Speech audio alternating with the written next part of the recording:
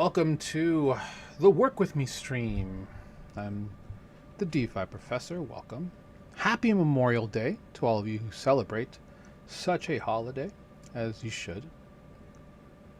Just getting the word out real quick. Give me 1 second. It was pretty interesting weekend, I'd say.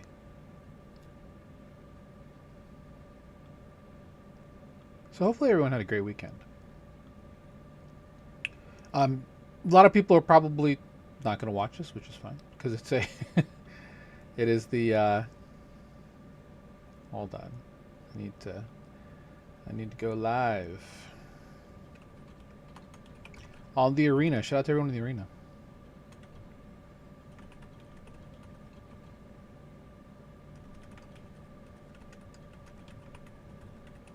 I think this is working. We'll find out.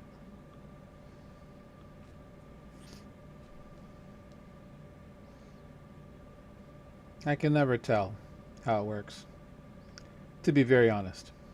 But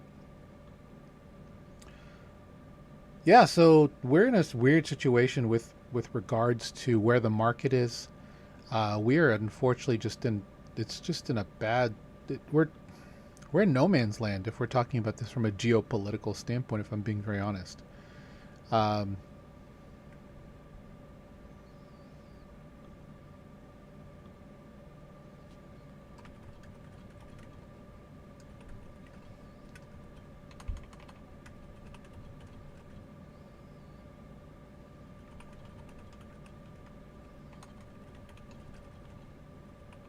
Sorry, guys.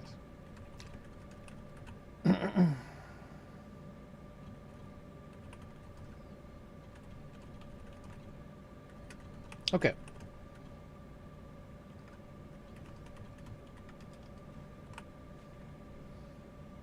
Now I just need to copy this so I can get that out.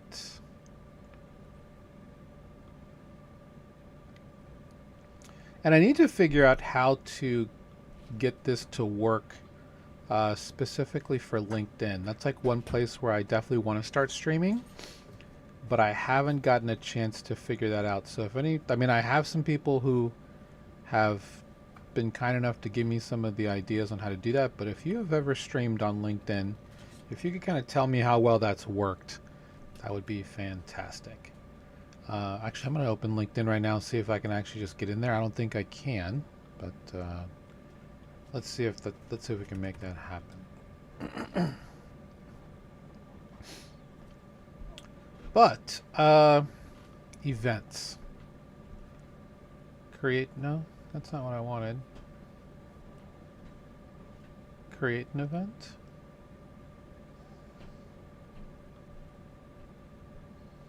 Oh, okay, so that's how that works.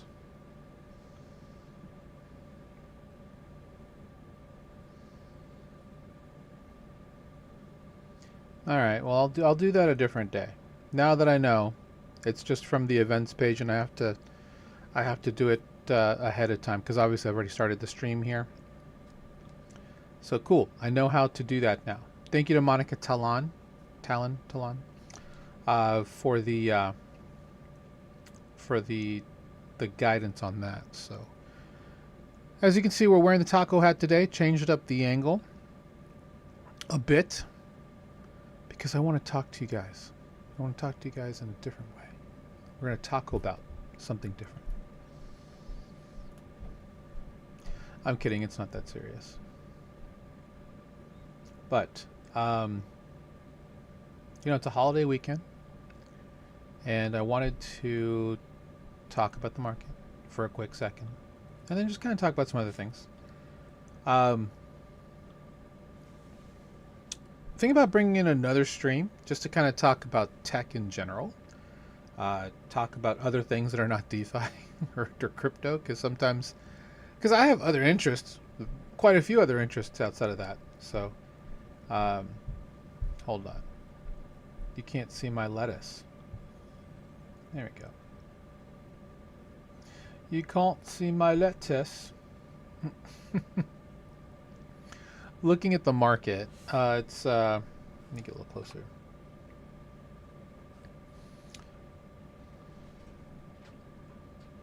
I guess it's about as good as it's going to get. Let me get back out of that. So, on the news that we were going to get a possible ceasefire, Bitcoin did run back up. So did ETH. But depending on where you look, I don't think we're anywhere near. I think there's been a lot of manipulation. I think people are tired of the manipulation because clearly someone is profiting wildly off of the oil news. All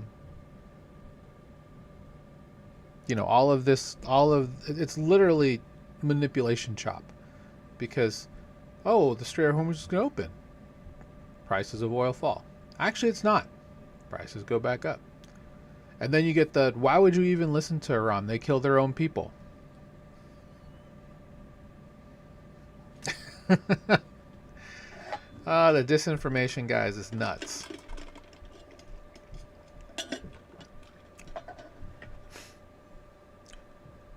Unfortunately, we're in no man's land, right? That's essentially the issue. We're in no man's land. If I'm keeping it a buck with you guys, as the youngins would say.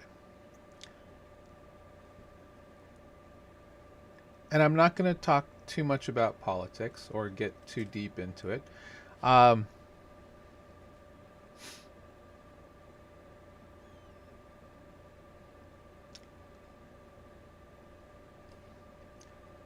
I don't know where we go from here. I mean, I think a world-based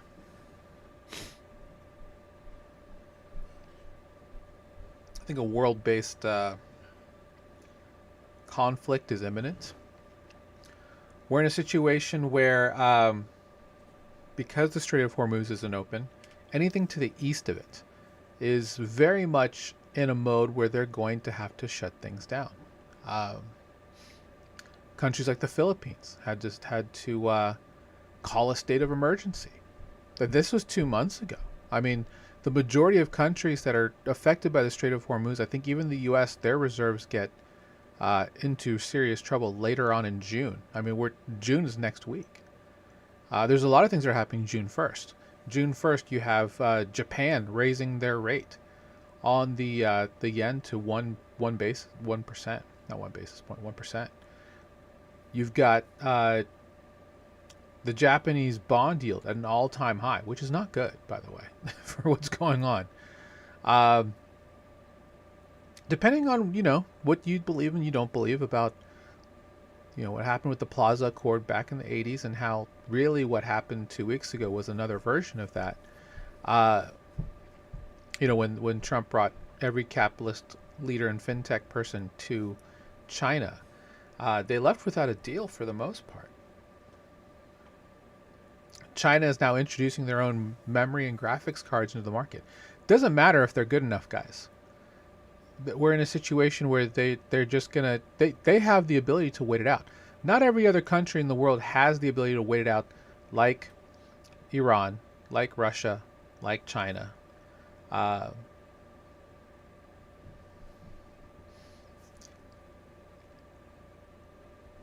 You can call what's happened a really bad miscalculation for the ability for the American contingency to control the world's economies. You saw Maduro arrested and removed from Venezuela so the U.S. can actually take over those oil fields, which Venezuela is the highest producing oil producer in the world, right? The problem is that in order to start refining that oil, in order to start making that oil suitable, at least to integrate into the U.S. oil system, is going to take more than just a couple months, even though we're coming on almost a year. I don't know where this is all going to go. It's not going to be good. Americans are feeling it at the gas pump. They're feeling it at the grocery store. And really, because of everything that's happened with Hormuz closing, that also, it's not just oil, guys. We're talking about fertilizer. We're talking about rare earths. We're talking about certain minerals. Gases like helium and things that are used in semiconductors to produce a lot of things. Plus, Qatar is one of the biggest oil producers of liquefied natural gas. Now, they've worked to move all of that to the west so they can use the Red Sea. specifically to get all of that at the Suez, and the Bob Strait, yeah, Bab el Mandeb, I think is what it's called, down towards the west side. But I'm telling you guys, it's not looking pleasant. I don't know what type of deal they're going to have to work out.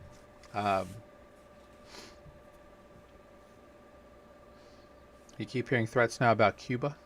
It's, again, my ear may be too close to the ground and just hearing things, it's just disinformation. But there's a lot of plates spinning, and it's just kind of putting risk markets into an interesting point.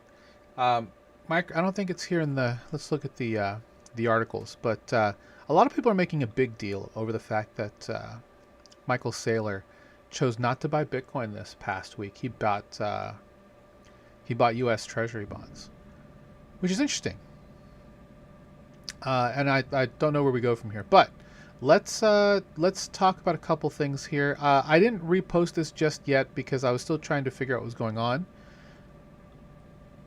So there was there was multiple Gnosis safes that were drained due to something called Squid router module being exploited. This is weird, considering that Squid, which is a huge interoperability protocol. So Axelar runs Squid, or rather Squid runs Squid, but they use Axelar's tech to move a lot of that stuff around. They are saying that this smart contract exploit has nothing to do with them. The actual let's see if I can just find the tweet. Let's just look at the article itself. What I think is interesting is that if it really is unrelated to them, is this like a spoof attack? Yeah, 3.2 million from wallets across Ethereum and Base. Now, what is Safe? Safe is a multi-signature wallet. It's a very safe wallet. No pun intended. Let's talk about it. But, yeah, so this Squid router module is not related to Squid's actual routing contract.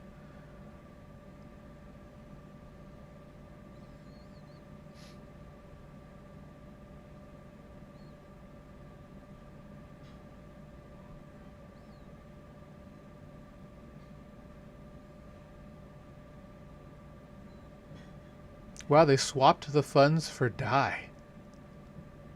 I mean, that is a move you can do, because guess what? DAI is decentralized, and DAI does not have a freezing function. Now, had they swapped it for USDC, they probably wouldn't have been frozen either. But we'll see exactly what happens here.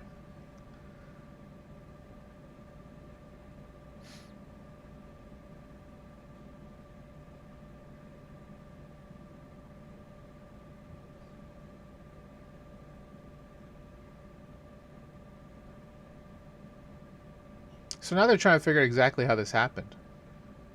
Ugh. Yeah, this is just getting messier.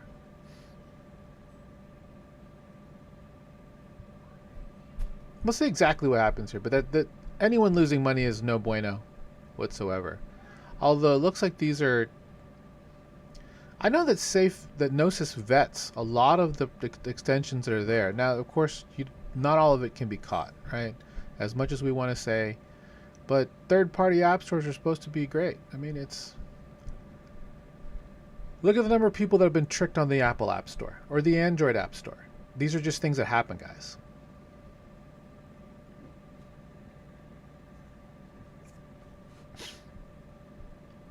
Okay. Let's go back to the list. If I can find the one that I was mentioning earlier, that'll be interesting to talk about.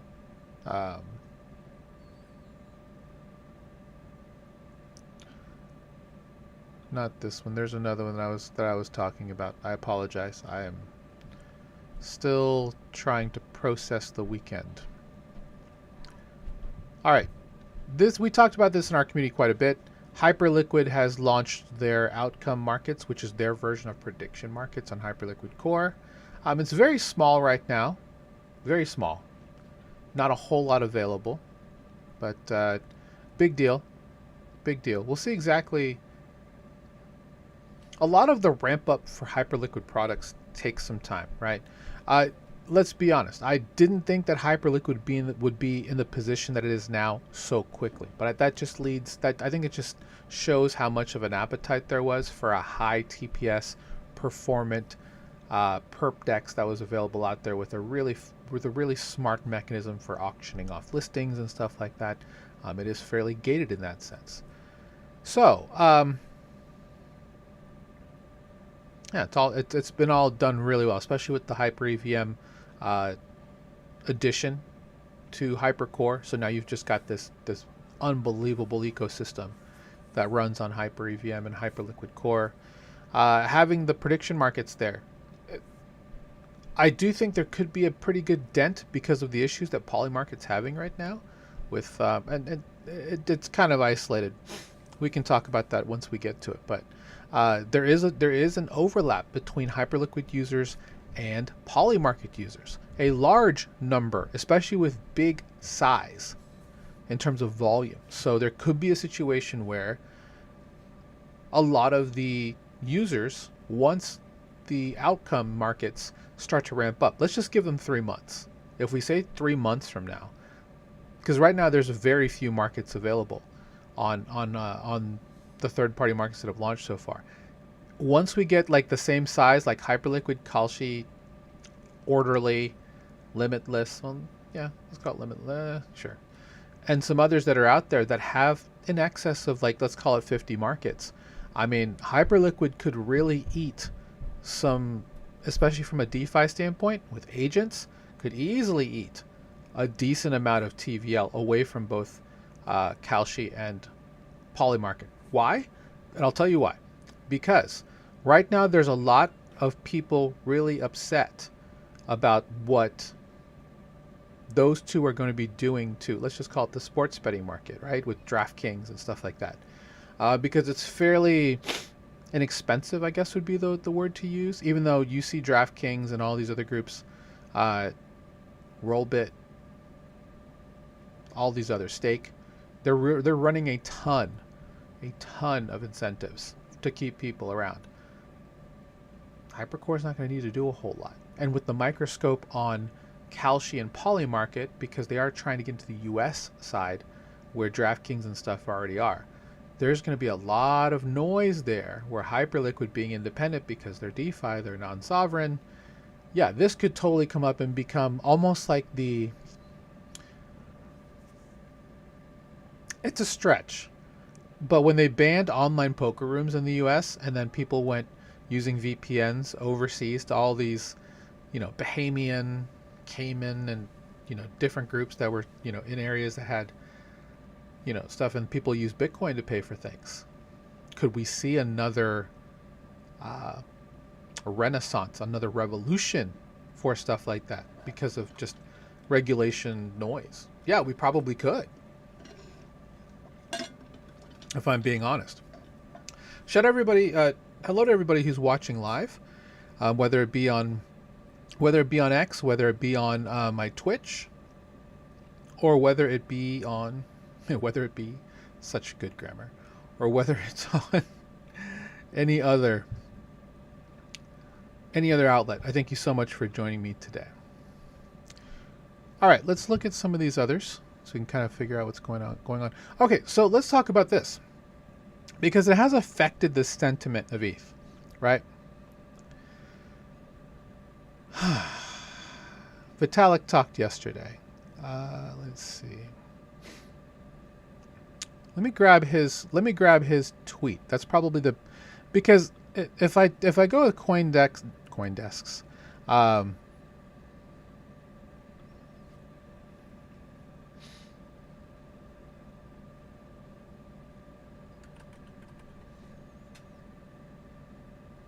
if I go with CoinDesk's article, it might bury the lead.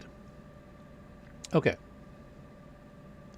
So let's kind of set the table here. I think more than a dozen people, I think at this point, 8 very high profile, and the less so much, not so much, have left the Ethereum Foundation. Now, the Ethereum Foundation is not Ethereum. Remember that, guys. There are multiple people who still work at the Ethereum Foundation. They help set the table for policy and things with regards to Ethereum. Most of the work that goes on Ethereum doesn't really, I mean, yes, the foundation's involved, but a lot of that mechanism actually happens through governance that's done through like Ethereum magicians and all of the forum boards that are related to stuff like that. As you can see, the things that, the one thing that is really big on Vitalik's mind right now is native privacy, quantum preparedness, and scaling Ethereum layer 1. Those are the biggest priorities, I'd say, for the next couple of network hard forks moving forward, because Glamsterdam's this year. I don't know about Hegeta. I think Hegeta happens maybe later this year, but Glamsterdam's the next big one that's coming up. And looking at where we're going here, he's talked about these specific things. You have account extraction, press FOCIL, which makes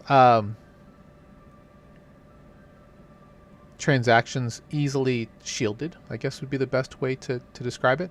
Keyed nonces, and then using things like Railgun or Kahaku to provide better privacy for most things that are happening. Now, very important on this post, as you hear some background music from my daughter who's playing piano upstairs. The board is not Vitalik, guys, if you didn't know that. And he doesn't have any special powers on the board that the other board members do not. Remember, it's a committee. His input has been largely on technical questions. And his own power within the organization will continue to decrease, which is honestly what he wants. Yeah, as it should be, right? And I don't want to compare this to what happened with Curve and Michael Egorov. Almost 2 years ago now, where he owned a majority of the CRV that was out there, and he had him going through some fairly questionable loops and stuff to maintain value. In fact, he nearly got liquidated and sent CRV down past on the way to 10 cents. That he got rid of the majority, if not almost all, of the CRV he owns. I think he has a small bag now, but he had sold it to OTC to a bunch of people, so that now CRV is very spread out in terms of who owns the majority of it. And CRV meaning Curve.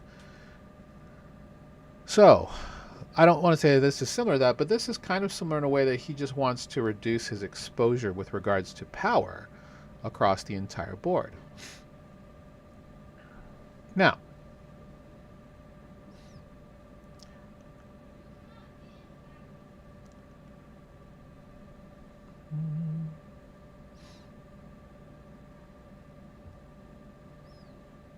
I haven't read this all the way through, just to be very transparent with you guys. I saw it, I bookmarked it, and I'm like, I'll come back and I'll check it out. One belief you can have about Google is that it is a success story and has brought a lot of good to humanity in organizing the world's information. Another belief you can have about Google is that they had a beautiful, idealistic beginning in the garage, right? But at some point, the corruption of mainstream corporate attitudes seeped in, and they slowly, bit by bit, completely abandoned the "Don't be evil" slogan.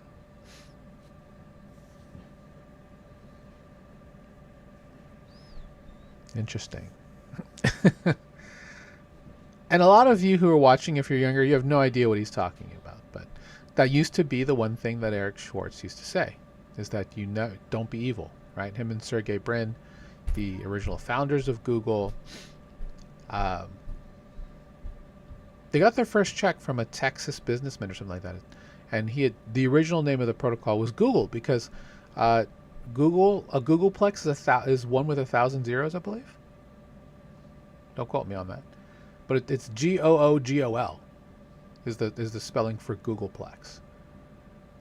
But the man who gave them the money to get them really serious about getting started, because they have a different system in terms of how they create search, right? It's all about how search was created, because you have the Yahoo way, because Yahoo was the king of search for quite some time.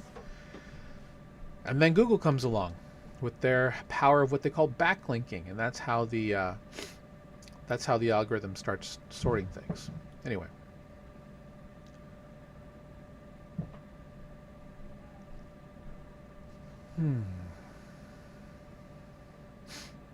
The Ethereum Foundation is not a center of Ethereum. Rather, the Ethereum Foundation is one node with a defined purpose alongside other nodes. I think I definitely agree with that take.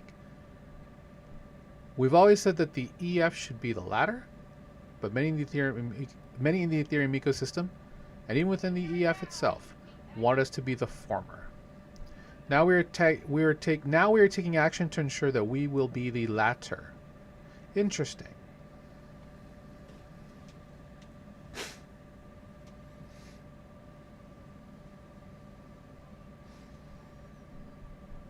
The EF only has 0.16% of all ETH. That's actually a very small number.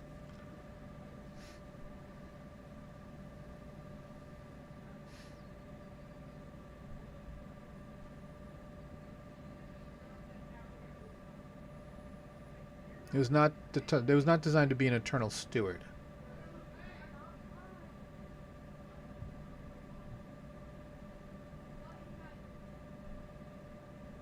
So crops is what he's focusing on now. We'll have to look exactly up. We'll have to look up exactly what crop stands for.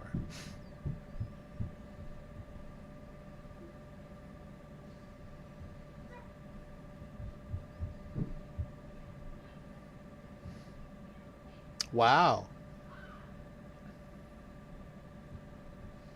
What's interesting is I think Ethereum trying to go to that route is a mistake. To get to very small latency, like 250 milliseconds, which is where Base is at with flash blocks, and 1 million TPS, which is kind of where Polygon wants to get to. Being as fast and as scalable as possible, and only a small epsilon more decentralized than the others. That's an interesting way to voice that. Is a route to mediocrity, and if we try it, we will lose. I agree. I agree to a degree.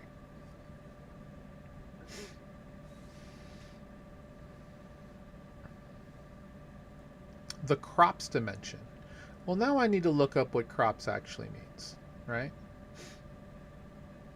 Let me see if I can find it here without disturbing everything here.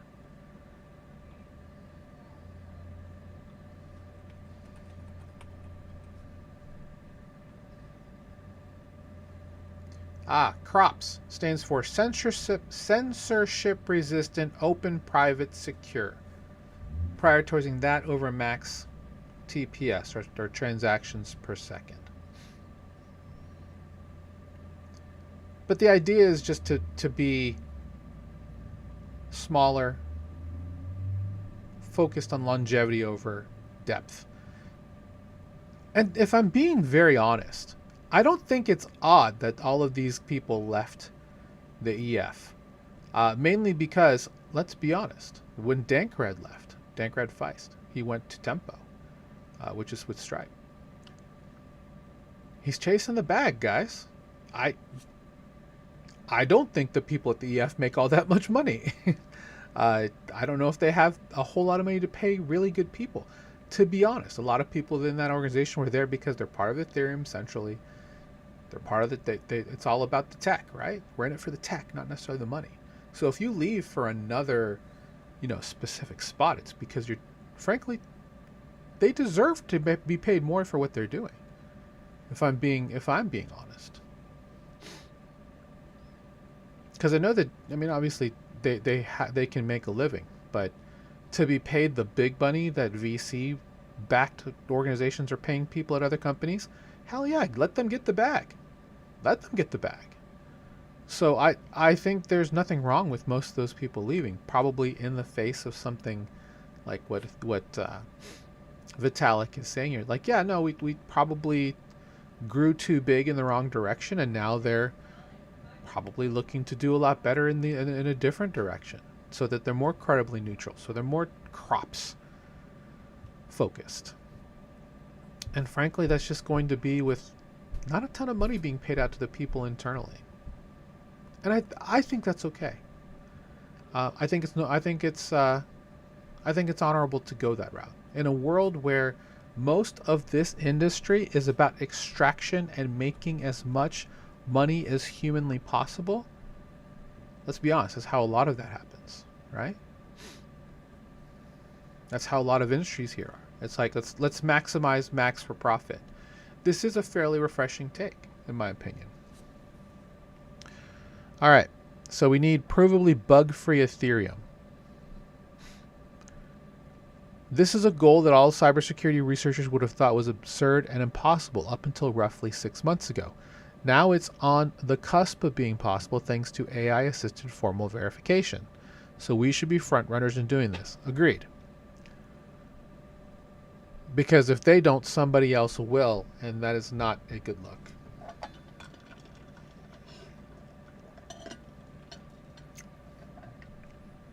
Available chain consensus. So with lean consensus, and again, this is going to melt your face off to read this, so I'm not going to go through it.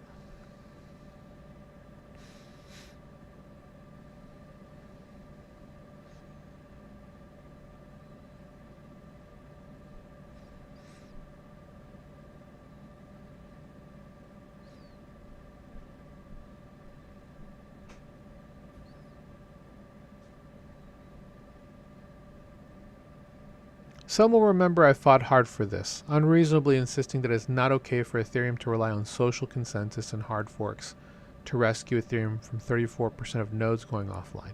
It's okay for chains like Hyperledger, BNB, Solana, and Tempo. It's not okay for Bitcoin or Ethereum or Zcash. That's a strong statement. Intermediary minimization, the fact that smart contract wallets protocols like Railgun have to send transactions through intermediaries to get included on chain is honestly embarrassing. And it's a constant point of fragility. Very interesting. Hence the work on FOCIL or Fossil, I guess is how you could probably pronounce it. And EIP 8141 and 7701 in years of work before to make transaction sending intermediary minimized with public mempool and strong inclusion properties. Okay.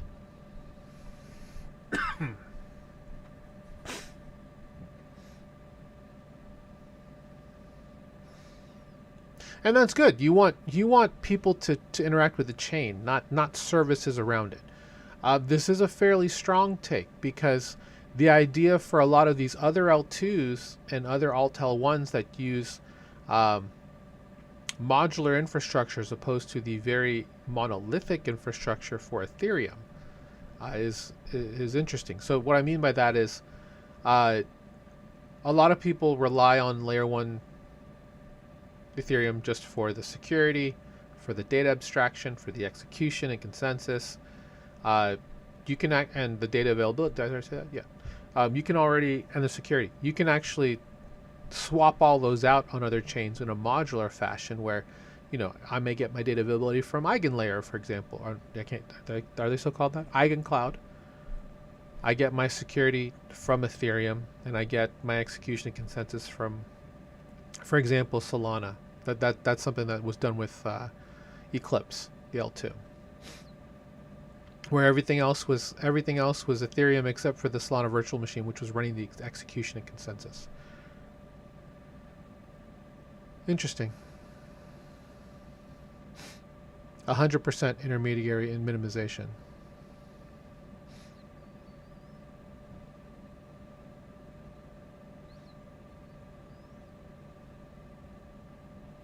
I see that this is why he said that about L2s. Well-designed L2s can help give Ethereum crops as well as high TPS if they're optimized for specific applications like high volume trading, privacy. These goals are even compatible with significantly lower slot times. Things are all okay. The most high-value product of the ETH blockchain, financially speaking, is ETH the asset. Ethereum the blockchain secures $250 billion of ETH.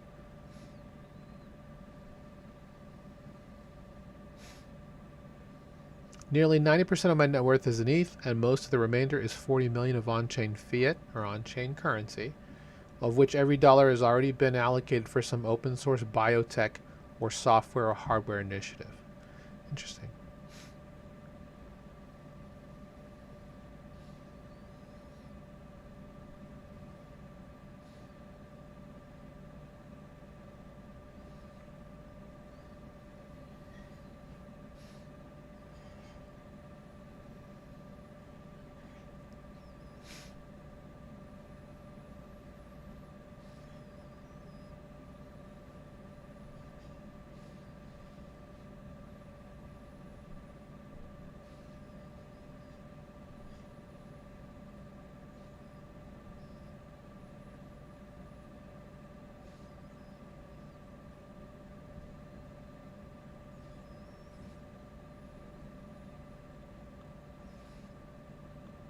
Here's what Tom says here.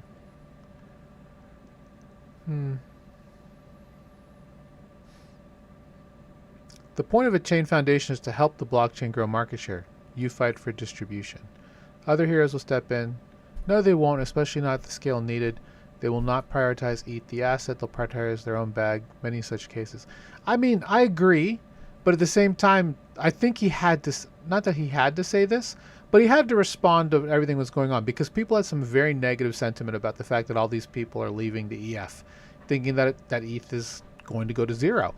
That there's nothing could be further from the truth, in my opinion. In fact, you can make the case that ETH is going to be stronger than ever, leading Tom Lee to give a whatever 15,000 ETH by the end of the year number, which would be frankly crazy if it actually did happen.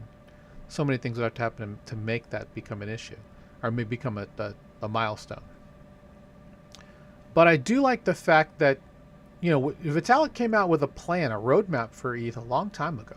He's sticking to it, guys.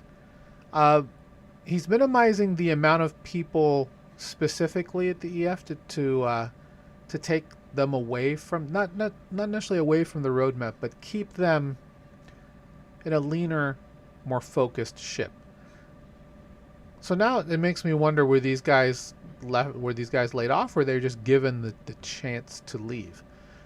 Whether or not they hire people to backfill these positions, I think will be interesting, or will they become a much flatter organization? That could be it as well, right? Because I can't find the tweet right now, but there is a tweet that showed the structure of the EF and how that's going to look specifically. You know, with the three big tracks that they have. They could just flatten most of that, and then there's a more flat structure where everybody speaks up and everybody has a voice, which I think is refreshing as well. One of the biggest organizations that has that is Valve, the group behind Steam. They have a very flat structure where you know, they don't have a ton of middle management because they want everyone to just work together in this holistically healthy way. And I think that if there's any group that's going to do it, ETH could definitely do it as a foundation, because they should. Ethereum is special, right? Bitcoin is special.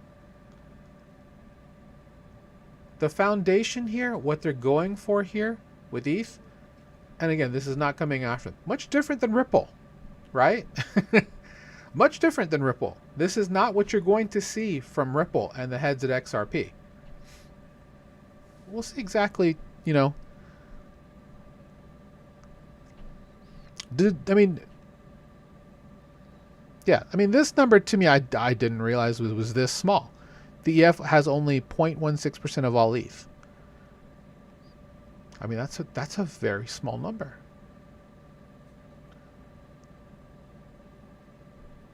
In comparison, Tom Lee's BitMine Immersion Group, their DATCO, their digital asset treasury company, owns, the goal is to own 5% of the global ETH supply. That's way more than 0.16% of all ETH.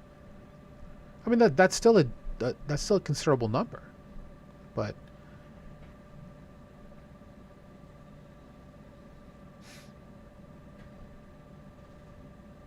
interesting. They were designed to fulfill a limited work scope, which was fully completed in 2022. That was 4 years ago, guys.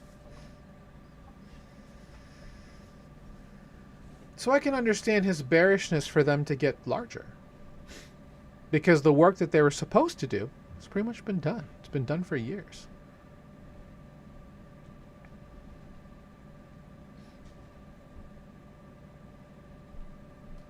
Yeah, to promote crops. No, I think this is a bold statement. I would like to see. You would like to think, right, in a world where we have the world that we're talking about, that there are no big powers that have a ridiculous amount of, 50. Could you imagine if the Solana Foundation held 50% of all Sol? How would you feel about Sol at that point?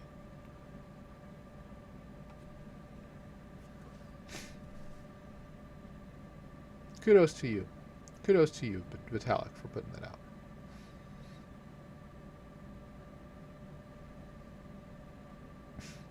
Bitcoin crypto prices tick up is I don't think we see an Iran peace deal. I really don't. Unless something happens that causes Iran to fold, which I don't think they're going to. I'm actually shocked that they haven't actually shot anything else. Because at this point, Iran is 31 different departments, not one central government, because that's the model they chose. If someone were to come and take out the Ayatollah and the central government around the IRGC, all 31 departments have kind of a free reign of what they want to do. Now, there are multiple departments there in Iran that may decide that, peace is probably the best option. Nothing wrong with that. Nobody wants to be at war, right? But to say that they're probably going to give up uranium enrichment and not pursue a nuclear weapon probably will never happen. Why? Because the US, China, and Russia all have one. Multiple. Not just one. Multiple. And probably the Ukrainians now do too. Yeah, just reading some technology. I mean, using weather balloons, the Ukrainians are able to reach Moscow. And that means that anyone with that tech could reach anywhere else. What's interesting is, so I'm here in Nebraska, over in the Omaha area. There's a presidential bunker here at Offutt Air Force Base. Not a lot of people know this. At least most people I come across. The reason why that is an important bunker is because the way that current ICBMs and other missile infrastructure works, if you were to shoot a missile from either coast, it would be intercepted, hopefully, it should be, before it ever gets to the bunker here in Omaha. If it doesn't, that is a big problem. However, with the inclusion of weather balloons, with this technology, which Ukraine has suddenly become probably the most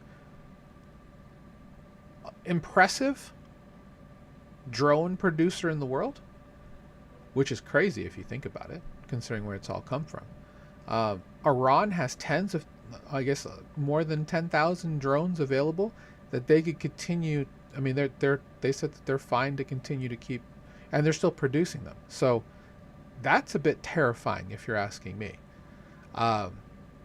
Because with the usage of weather balloons, they can shoot these drones up in the sky, let the atmospheric rivers take them around the world, and then deploy them wherever they want without using up any energy or, battery of the drone. Which, if you think about it, is terrifying. Who knows what's up there? Oh, well, now that makes me think. Remember the random Chinese drones that were showing up across the U.S.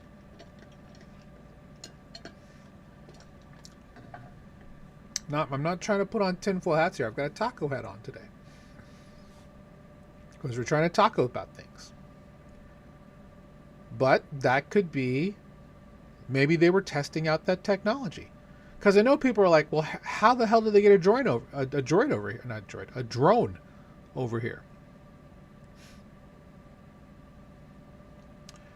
I would say hold on to your ADA or sell it if you like, because there's more Cardano drama. Keep that. I don't even want to read the article.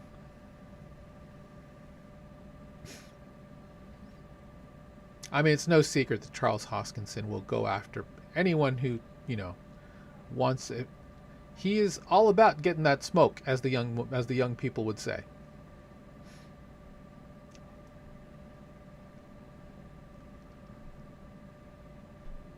Coinbase CEO's finance wish list mirrors company's product roadmap. Did they put out a new roadmap for Brian Armstrong here? Okay. I mean, this is stuff that's not new. He talked about this in December. Push into stocks, prediction markets, and stablecoin payments. I mean, they bought Deribit, guys, for $1 billion. That went through at the end of last year.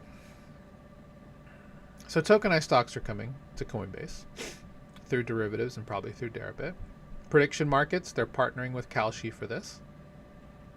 Stablecoin payments, of course, that they have a significant stake in Circle for because they helped co-create and co-steward USDC.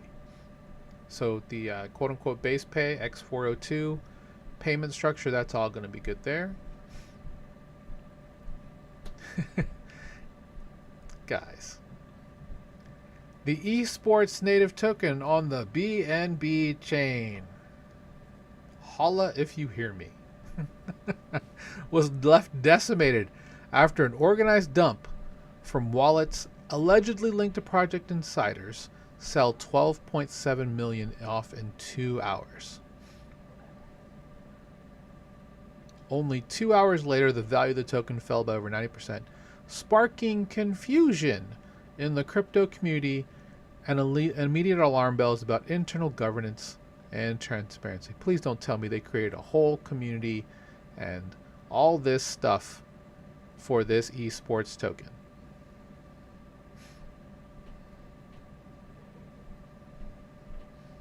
Oh, you bet your ass they sure did. Wow, they even had listing agreements with KuCoin and some of these others. Why is the price of esports falling? Oh, you silly gooses, guys.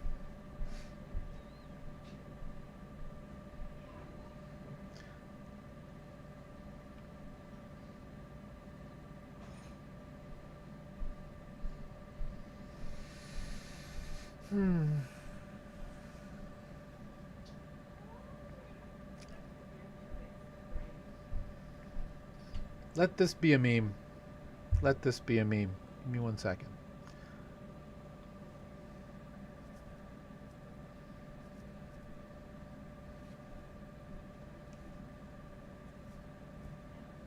There you go.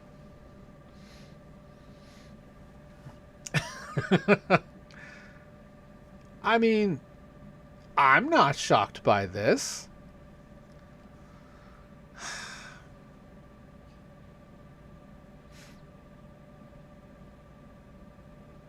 Team who seems credible, creates a whole lot of noise, getting people to believe in a coin, get listed on a CEX. I mean, the real money on this happens at the chain level, right? This is why we believe and talk about primary market supremacy here in DeFi. By the time a coin like this gets to KuCoin or to a centralized exchange, you guys are way late to the party. You guys are just holding on, hoping that they weren't complete bullshit, if I'm being honest. Team VC wallets started moving with size. I mean, that's a rug if I haven't seen one. People are wondering, what's a rug? This is a rug, ladies and gentlemen. This isn't even a slow rug. This is just a rug. They're going to come up with things like, oh, we were just trying to move between wallets, and then suddenly people started selling and started a cascade, and we couldn't, in our, with our friends and family and investors, we couldn't not sell to maintain their positions and make sure they got their money back. Guys, I've been doing this for a long time.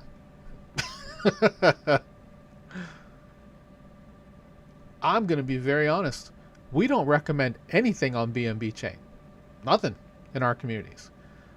PancakeSwap is the only outlier, and it's only through third parties like Beefy and stuff like that.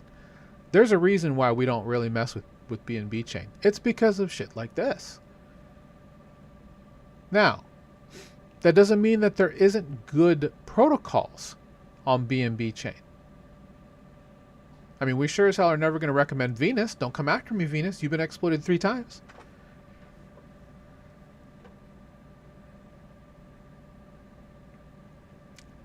Good protocols like Euler, for example, are on BNB chain. And in many cases, probably pivotal to the success of certain projects that, of course, also got exploited on BNB chain. This should not be shocking to anybody. They're like, oh, where was the token? Oh, BNB chain? Oh, yeah, of course. That's normally like the obvious answer, right? That doesn't mean that thing, like if you're a meme coin trader, like things like Four, the launchpad out there, and other launchpads are out there. Aster, of course. I mean, these are all good projects, but for meme coins to to get rugged by the team, oh my gosh, I can't believe that should never happen. Happens all the time, guys. This is why we have a very allocated educational look at all this. If you were, as we call it, tits long in crypto, and you put all your money in the esports token with nothing else, shame on you. You way over invested. You should have an allocated, balanced, measured approach to all this. This never should have been more than 2 to 5% of your bag. Tops. And if it was, you absolutely overinvested and you bought into the hype, you drank the Kool-Aid, and you got rugged by a bunch of people who were never serious about going forward with a real project. And it's a shame, because this is how people are going to look at our industry. Through dumb shit like this. Tell me I'm wrong. I'll wait. Go ahead. I'll wait. I don't have that much time, but still, if you are shocked by this, I'm sorry to tell you. Even after the fact. Because I know in the beginning, oh yeah, we're going to have this huge esports conglomerate to bring gaming on chain. You're going to help bootstrap teams to go out there and do their best at things like Arc Raiders and Dota 2 and League of Legends or whatever else they were pushing. Yeah. Meme coins are meant for one thing, guys.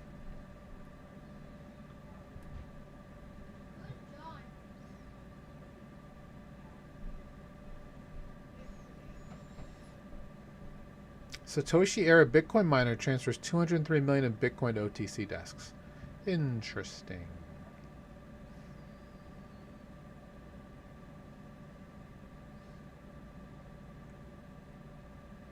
Moved it to Falcon X in Cumberland. Oh.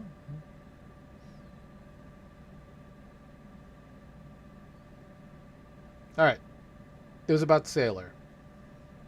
I remember now.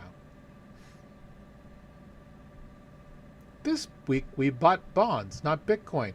The BitVac is charging.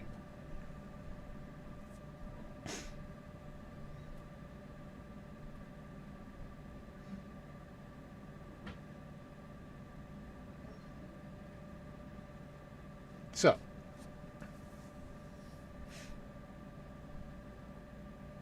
there's nothing wrong with this approach, in my opinion.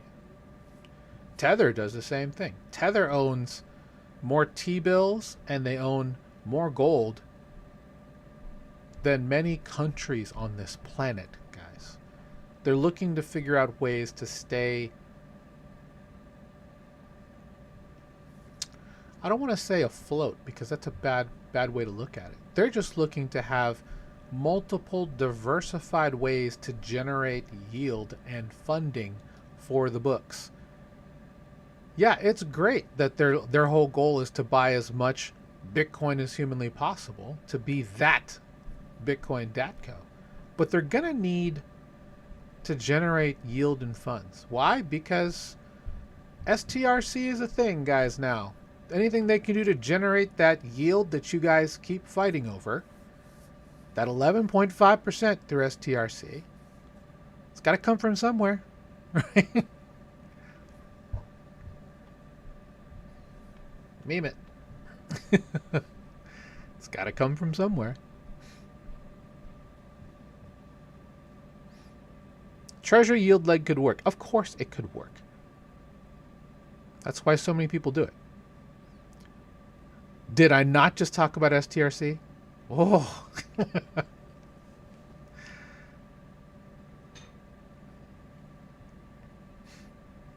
The yield, that yield becomes the safe leg of a macro barbell as treasuries generate cash flow that can service dividends on STRC. Did I not just talk about that? And eventually recycle into BTC purchase when the entry is right. I mean, they buy regardless of the price. Is there really such a thing as the entry is right? It's just the entry.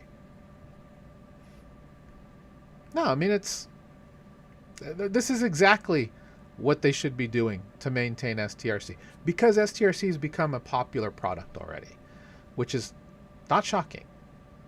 But no, this is exactly why they're doing it. People are like spinning it. I'm like, oh my god, the sky is falling. No, they're trying to make it so they continue to keep things that give them momentum, like STRC, rolling. They have to. Because Lord knows they're losing money off of dumbass manipulation that's happening out there that affects the sentiment of buyers and sellers of Bitcoin.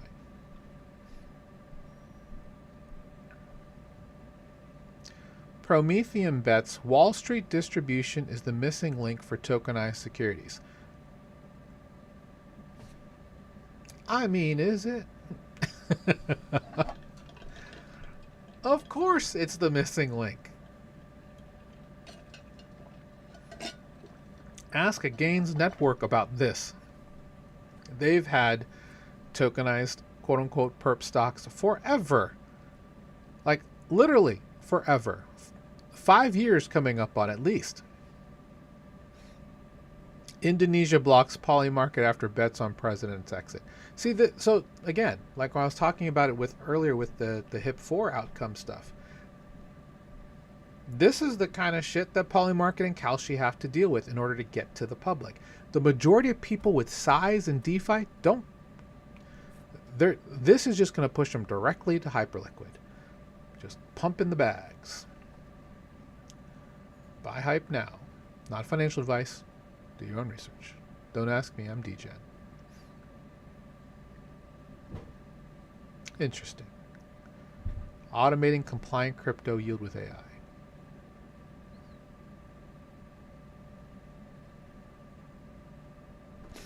Hype funds attract millions as investors dump Bitcoin and Ether ETFs. I wonder why.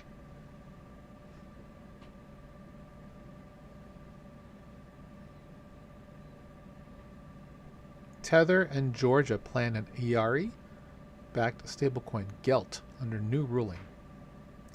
And we may see more of this, right? This is why Tether's role in this space is so important, just like Aave's. Because they have the resources, they have the liquidity to help independent nations tap into what this is all about, right? It certainly looks better when there's a state-backed decentralized stablecoin. It's not decentralized. The centralized stablecoin. Is this a CBDC? No, because Tether is not the central bank of any country. We're going to see more of these things happen, guys. I think they also... No, that was CZ that worked with Kazakhstan to get their thing rolling. But I would not be shocked if Tether gets more and more money on their books from sovereign governments coming to them, asking them to help sponsor a stablecoin project because they don't want to spend the money to build the infrastructure to do it themselves. They would rather go with a tether, with something who has established all kinds of established things. Why not, right? That's why people go with that. That's why SaaS exists, right? SaaS stands for software as a service, or IaaS, or infrastructure as a service.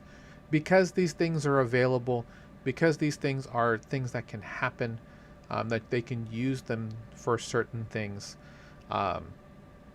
pre-built turnkey operations where you just have to do a couple things to make it your own, but you're dealing with things that are already established, are battle tested, already in use. That way you don't have to worry about how well will my coin do.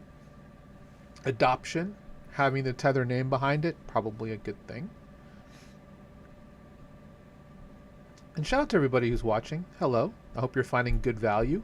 If you are finding value and you don't already follow me on the tweeters, I would greatly appreciate if you did. Or you can check out everything that I do. You can go to flix.fun at C Soriano, and you can check out my page there. I need to update it, and but you can check out all of my stuff. My Twitter is there at C Soriano. Everything else is the DeFi professor for the most part. I need to update my Twitch as well. I'll update that. After talking to some people last night, I think I'm going to start streaming more games, figuring out a way to do that. I need to figure out a way to do that because I do miss playing games. I was just talking about that with someone last night because...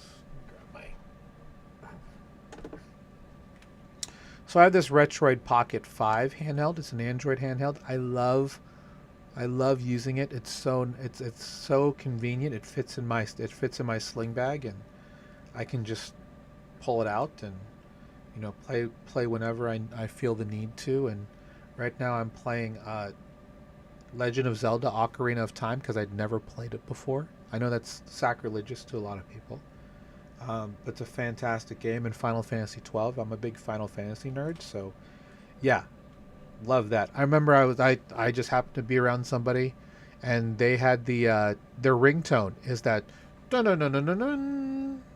When you get a piece of one of the puzzles, or one of the piece of the Triforce, and I was like, oh my god, that's music to my ears. You're such a cool dude.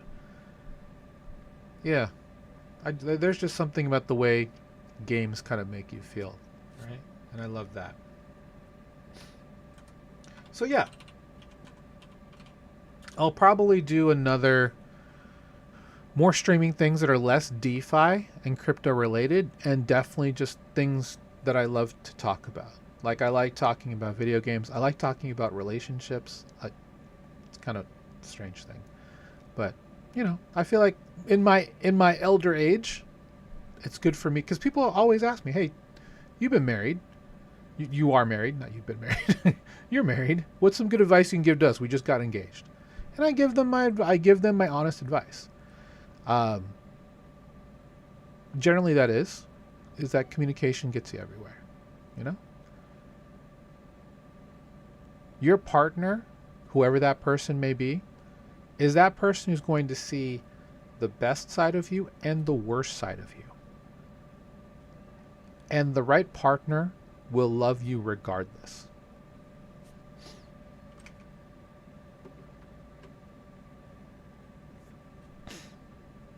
So treat that person with respect. I mean, I say that in the realm of not tolerating abuse in any way, right? Like, it's one thing to stand by your partner, but if they're like, beating you or, emotionally abusing you, that's not okay. Because this is the person that's seeing you, who's standing with you in times where you are not the best version of yourself, and they love you and they prop you up and they help you be a better person. That is such an important thing. that you need to embrace and cherish. And I tell that to my daughters all the time. If that person can't love you at your worst, then they don't deserve your best. Anyway, I love talking about stuff like that. Got a whole thing about that. But yeah, I'm thinking about just starting one and just talking to people and just interviewing them and having really good episodes about that, because I know so many great people in my circles that I've met here through Web3 or even just adjacent. Like, I meet a lot of people that are NFT or artists or musicians, people that don't have deep ties into DeFi, because obviously I'm quite niche and I want to be in a situation where I can talk to them about other things and still share that human connection, because that's the long and the short of it, guys. Finding your tribe, your energy, meeting other energies that you were meant to meet in this life. It's when you know, right? I think that's the way that life should be. Is that I do believe that we're in a world of different lifetimes with energies. Anyway, I'm not going to talk about it too much. We'll just save that for another actual episode.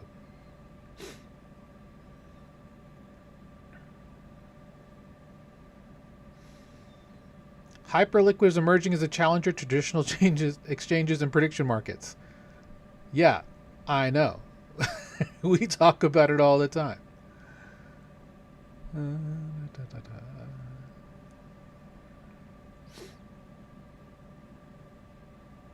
Stable R. Yeah, this is bad. They depeg after a $2.8 million exploit. And that's the thing too. So it's not all sunshine and roses when it comes to stables, right? Because you have a derivative asset whose value is pegged to the value of another asset. That asset's value is really only as strong as the peg that it has. So this is the reason why centralized stablecoins are going to work in the interim until they become the mainstream portion, to where decentralized alternatives have enough liquidity and enough peg strength to be able to maintain themselves in a decentralized way. We've seen so many that have come and gone. I mean, even DAI is not completely decentralized. They do have some USDC in the mix. And I could be completely wrong about that. Don't quote me. That's from several years ago. Frax is the only one that's decentralized, in my opinion, that is still doing well. Frax USD. Shout out to Sam Kazemi and the team over there for running such an amazing ship and continuing to keep on keeping on in these streets, in these markets. So we have a new Fed chair, Kevin Warsh, known very much as a hawkish guy. He's going to be much tougher than even Jerome Powell, in my personal opinion. I would be shocked if he's going to be cutting rates this soon. I think he might actually hike up rates due to all the inflation and the job numbers that are coming through, which could be disastrous, but we'll see. It could be worse if he cuts them, and then the world falls into a depression. Also piled on by the fact that we have this geopolitical tension. Well, that's an unfortunate cutoff on the end. The analyst.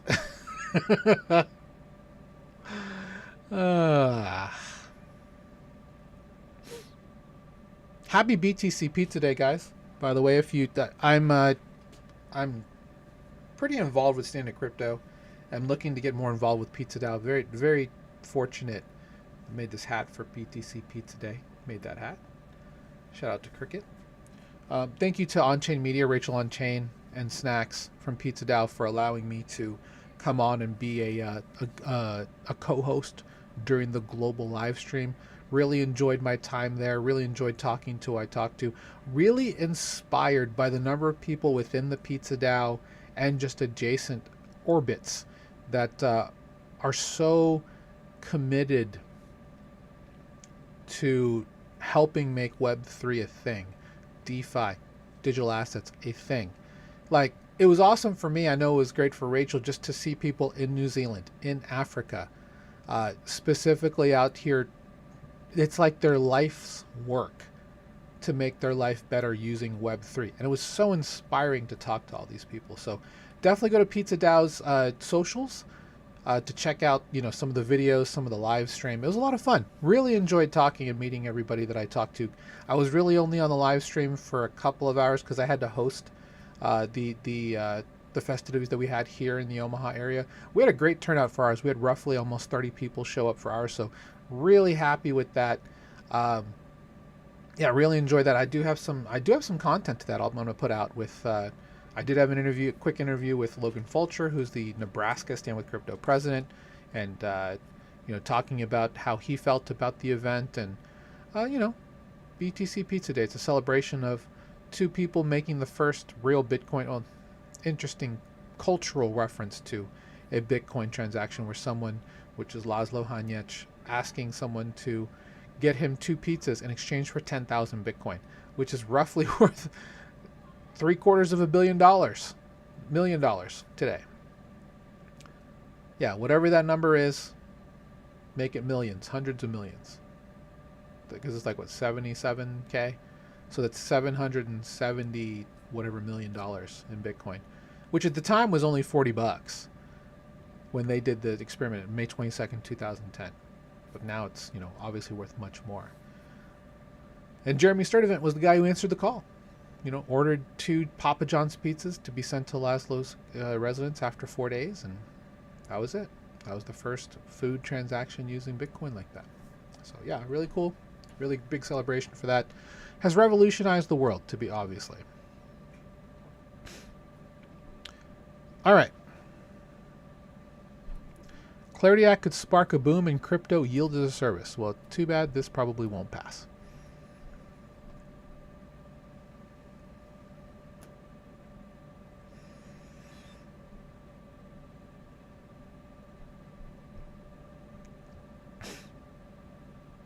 A freshman congressman from Nashville wants to make the National Bitcoin Reserve permanent.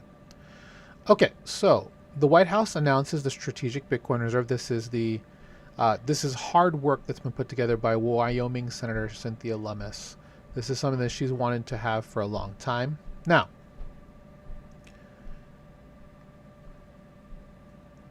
shout out to Matt Van Epps, who's the rep who has put together this bill. Nashville is one of the nation's leading Bitcoin hubs. That's true. I mean, Bitcoin, the U.S. national was in Nashville back in 2024 when, that if you want to say that was like a turning point for President Trump, that was probably the turning point for President Trump, right? He talked about firing firing Gary Gensler as the chair of the SEC on day one. And it caused such a stir, he was like, oh my God. Instead of just...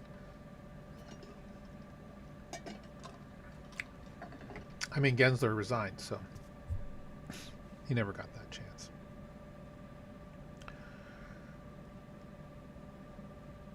So the problem... It looks like Nick Begich from Alaska is also part of this.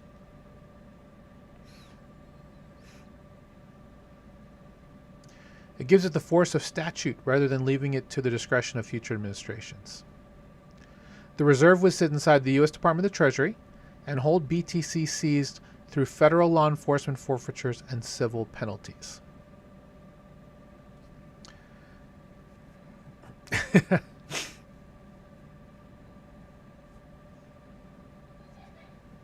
This one's interesting. Van Epps and Begich included in the language that the federal government cannot interfere with an individual's right to own, transfer, or self-custody digital assets. Something we talk about all the time, right?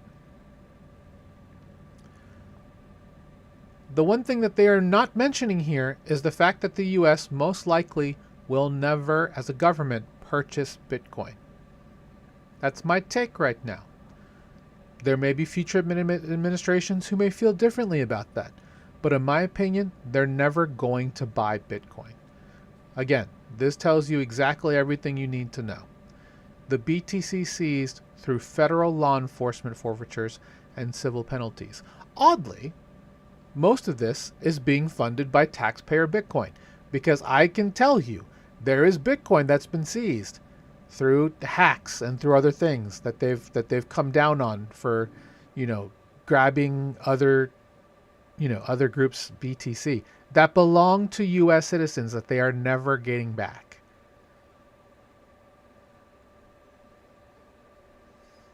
So there's that. One thing too, I guess they're never going to sell the Bitcoin. I think 20 years is the original number there. So we'll see exactly how this works.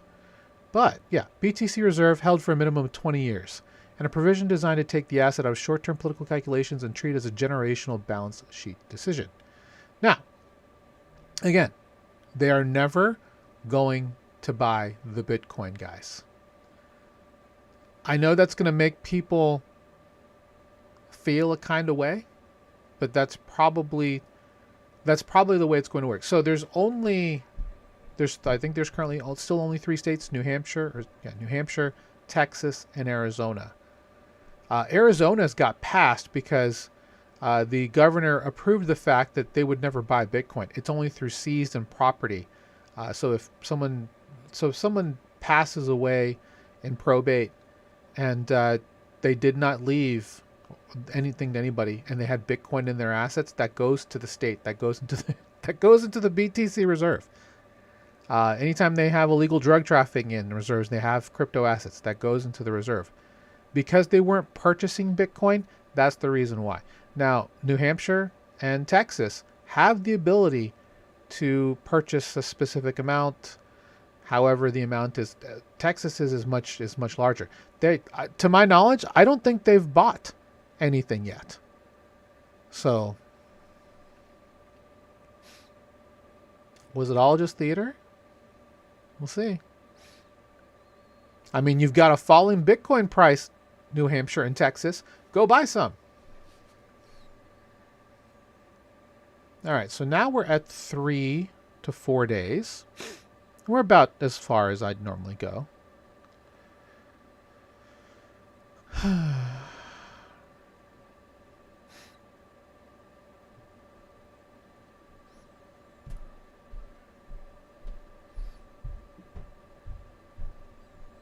Trump Media moved but did not sell 205 million in Bitcoin. I don't think they were ever going to sell that. That would be silly of them.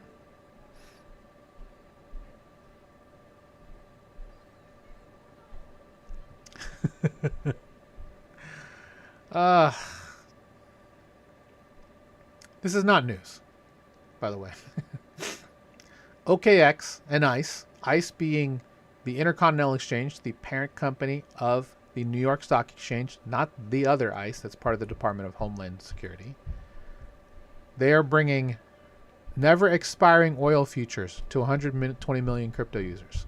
All right, so if you've never watched any of my content and you are curious, feel free to check out my Twitter, and you can go back to, or you can go to Beacon DeFi, which is my educational company.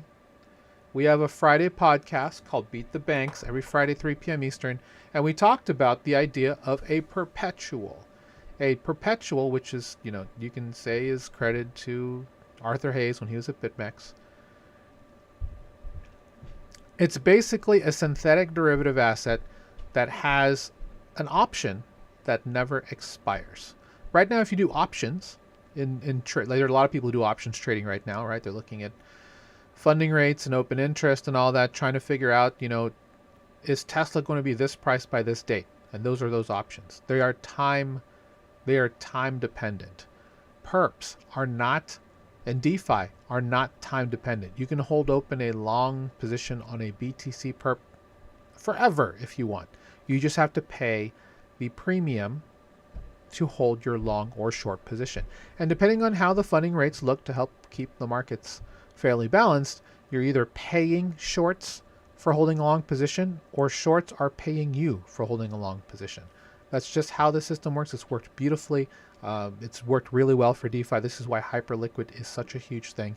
So for them saying they're bringing this to 120 million crypto users, it's because that's how many people use their actual service at OKX. So congrats to them. This is big to them. They recently just broke into the US market, from what I've heard. So OKX, give me a call, baby. because education is not a side quest, right? You guys need to educate your users. And most people don't know how to educate their users. I can educate users.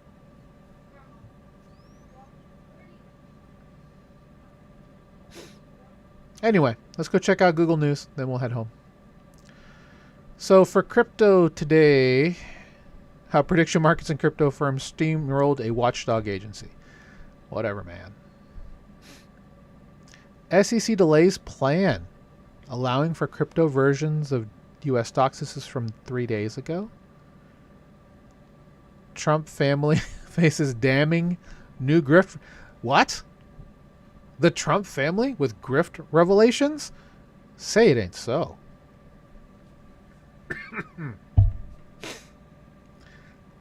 Because it's in crypto and it's escaping government oversight. Look at the smug look. Ashley Duncan. Look what you've done to this man. Oh, the look on his face.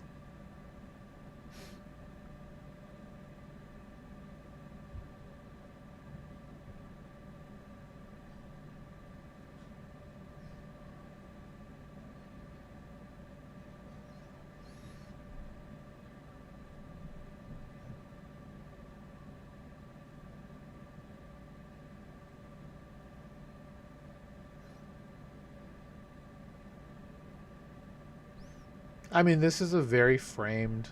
It's very framed.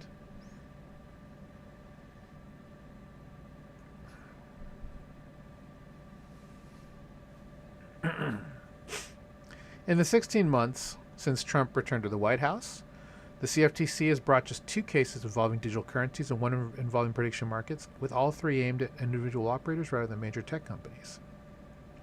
Meanwhile, the agency has abandoned at least 5 investigations of crypto firms and pushed out senior career officials who handled crypto enforcement, sending government documents and former staff members. I mean, this is true.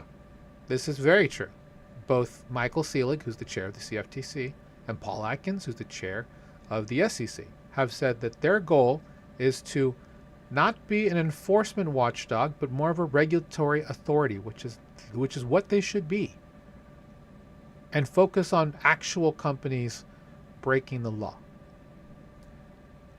within the rules of what they have. And they've relaxed the rules of oversight against most crypto firms because they have already put out information saying that what people do in crypto and digital assets are not securities.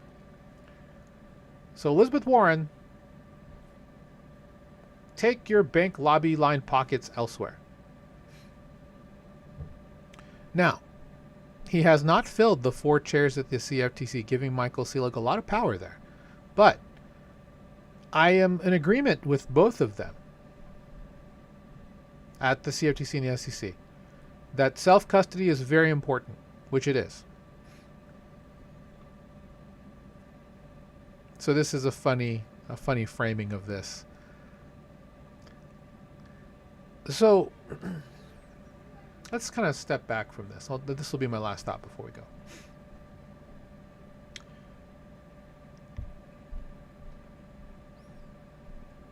The President of the United States used to be an office that was a very diplomatic office, right? Somewhere along the way, probably in Trump's first term, they decided to leave that idea, right? So the idea is that,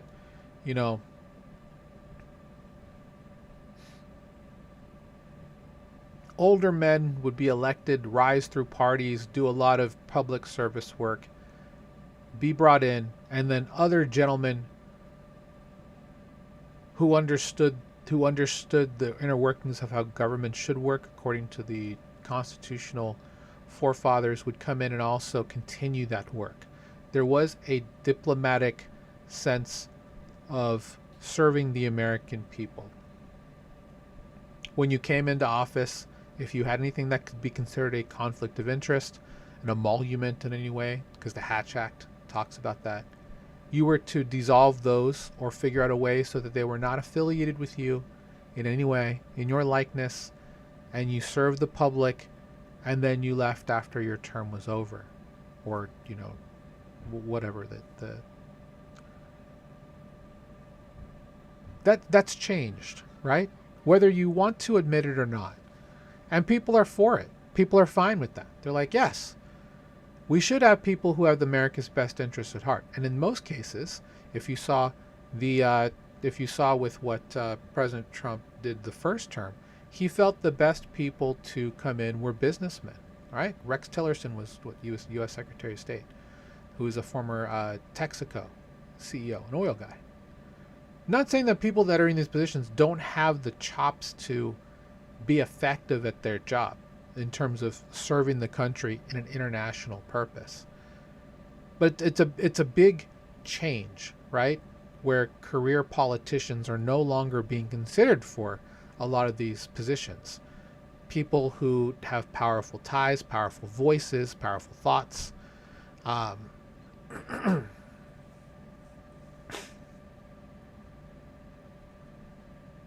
Trump wants to run this country like a business because he feels that's the way it should be done. Because for many years he felt that people were taking America for granted.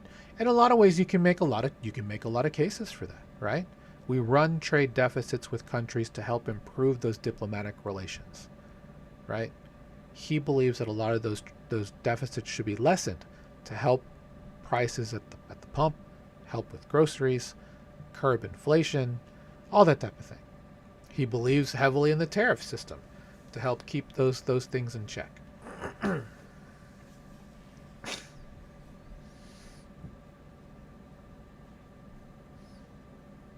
He doesn't believe that he needs to dissolve any of the likenesses that are part of his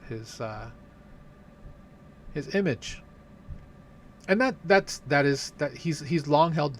So for guys who are thinking that this is like a bait and switch deal, no, this is exactly how he operates. There, in no way has President Trump ever lied. Not lied, has ever not done what he's put out to say he's going to do. Right? He's very plain. He's very aware of what he's doing. By the way, he's absolutely aware. He never does anything on his own. Everything is very calculated. As much as you say he's off, he's unhinged. No, he's very aware of what he's doing. He's very self-aware.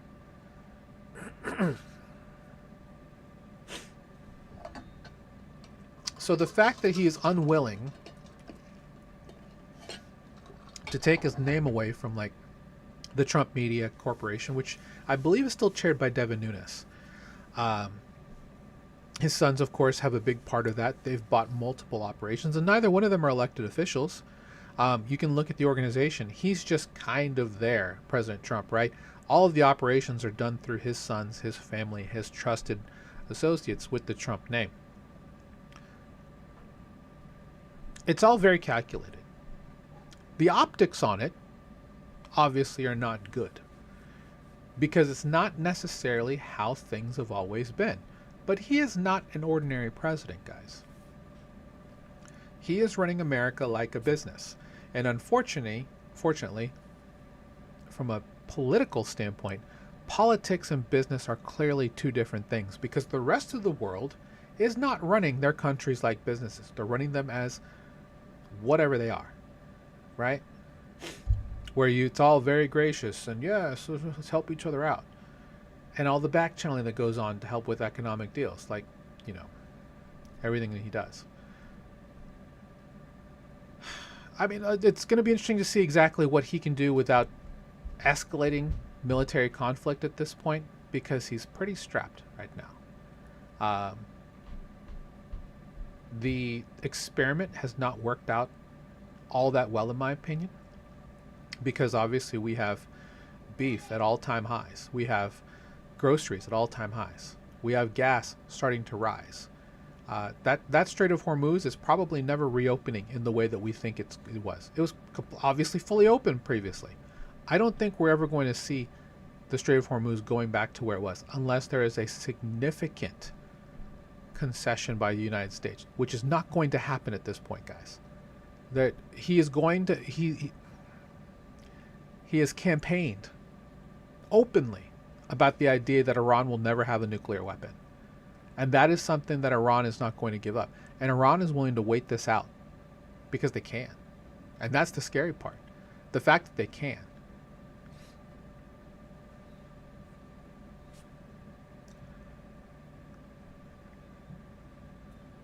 I'm not trying to be woke or anything like that, guys. I'm just trying to be a realist. The majority of us here in Web3, we're libertarians. It's kind of a weird fact. It's kind of strange. Anyway, from a realist standpoint, guys, we're feeling the pain of the pump. There's not a whole lot we can do. There's tech layoffs everywhere because there's a bit of an AI bubble. Is that bubble going to burst? I don't know, honestly. But now we're in some interesting things. Oil, energy, Bitcoin, and now AI are now national security threats. These are things that people are going to have to maintain in order to do better. Unfortunately, the price of that is coming at a cost, right? We have this this global shortage now on memory and space due to companies who are the main manufacturers of those things saying, we're just going to stop, we're going to slow down our production to feed AI data centers because they're obvious. Capitalist system, guys. Business is better for them when they're not trying to get the lowest price to consumers, but the highest price to corporations building data centers around the world. People are like, well, it's going to be bad for energy. Guys, they're going to get built regardless of what you think and feel. I'm not saying to embrace it. I'm not saying not to vocalize against it. But the majority of these data centers are fully featured, I guess is the word I would use. Like full power grid, full water, full HVAC. I've seen them with my own eyes. What people don't know about Omaha, it's a huge tech center. Amazon, Meta, Google, Alphabet. They're all here. They have multiple campuses in this area. And they're like floating freaking cities, guys. Full HVAC, full power, full water. All working on their own stuff. They don't touch anything in terms of the local infrastructure around them, except for just being these monstrosities. Amazon has like let's call it an 8-building campus. Facebook is like a 17-building campus. Google has multiple data centers with multiple buildings on their campuses. It's crazy. And most people don't know that about this area either. So it's a huge tech hub. And just as a heads up, I'm working more with nonprofits and legislators in this area to help shape some of this technology and what's going to happen, and hopefully be able to reach more people in the mission that I have as the DeFi professor to bring education about financial literacy of digital assets and technologies out to the masses. There are people who think, what's happening because of shit like esports, right? That this is funny money, that this isn't legitimate. Guys, it's already here. This is the year of integration for JP Morgan, for Goldman Sachs, for Bank of America, for all of these big HSBC, Citi. All these groups have already moved over into blockchain technology. Credit card companies, Visa, MasterCard, they're already here. They've been here for years testing this stuff out while we've been talking about it. Most of the world is going to run and move to a 24/7 market. There's no more weekends and holidays on the New York Stock Exchange. Guys, this is moving to a 24/7 operation this year. And everyone thinks this stuff is still not legitimate. Guys, you're going to be left behind in a world of digital currency. You're holding money in your hand that's literally losing value just sitting in your wallet. And it's unfortunate, but it is what it is. So get educated. Help me educate everybody to get out there and talk about what's going to be happening with the world in the future. So that's all I got for you guys today. Hopefully you enjoyed the show. Appreciate everybody who's been watching.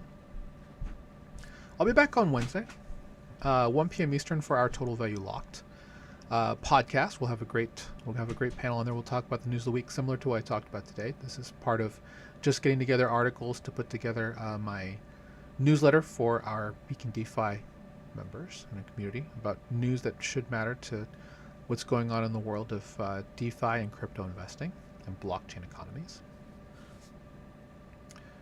So yeah, follow me then. Follow me on Twitter. Really appreciate that. And hopefully you got some value out of this. And we'll see you next time on The Work With Me. Have a great holiday if you're here in the U.S. Happy Memorial Day. Go out and enjoy that long weekend. I actually need to go out to the store because we're gonna be grilling. We're grilling some burgers and dogs, and I don't know what else. But it'll be getting on the grill later on today, and it's gonna be 88 degrees around dinner time. So I might have to wear this hat to shield me from all the vitamin D that's gonna be hitting me in the face. Ah, yes, I know how that sounds now.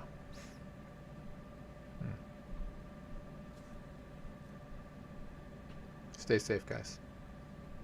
Love you all. And I hope you had a great happy BTC Pizza Day on Friday. And we'll see you soon. More content coming soon, guys. We're ramping it up. Talk to you later. Have a great day.